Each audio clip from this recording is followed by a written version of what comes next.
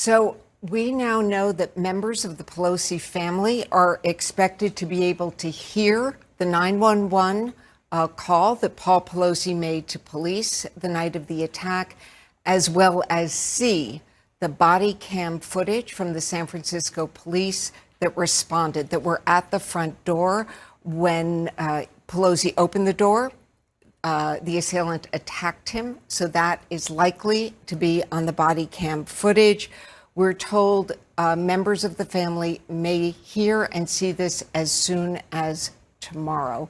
And my understanding is for anyone, something like this is going to be very traumatic to listen to, but I'm told that the family really wants to hear and see this. Might we learn more about what is on this audio or in this video? So, I assume that as the case goes forward, depending on what happens in court, typically we do hear, in a lot of cases, 911 footage and see the body cam footage. Look, we don't know what's on that body cam footage. We're told that Paul Pelosi was hit, I am told, twice by the hammer, and that he fell to the ground.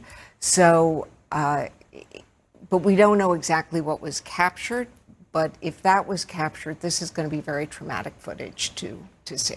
And the affidavit in the case of the federal charges, Phil, it clearly states that Pelosi stated words to the effect, and this is on the 911 call, of there is a male in the home and that the male is going to wait for Pelosi's wife, the speaker.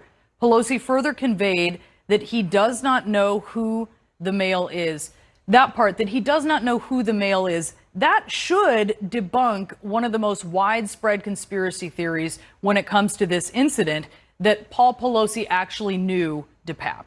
Should but won't. I mean, if you look at the process we went through on election deniers, I don't know how many, can you count the number of judges and state officials who said that the election was conducted properly, and people are still saying, I believe those who say the election was false? Brianna, can I just make one other point about the audio of that 911 call?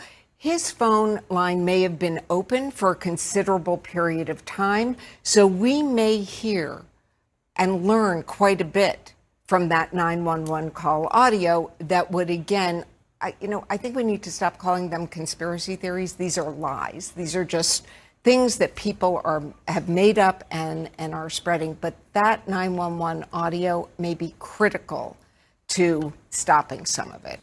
We begin in San Francisco, where Paul Pelosi remains in the hospital facing what Speaker Pelosi says will be a long recovery from a skull fracture, and where his alleged assailant was in court.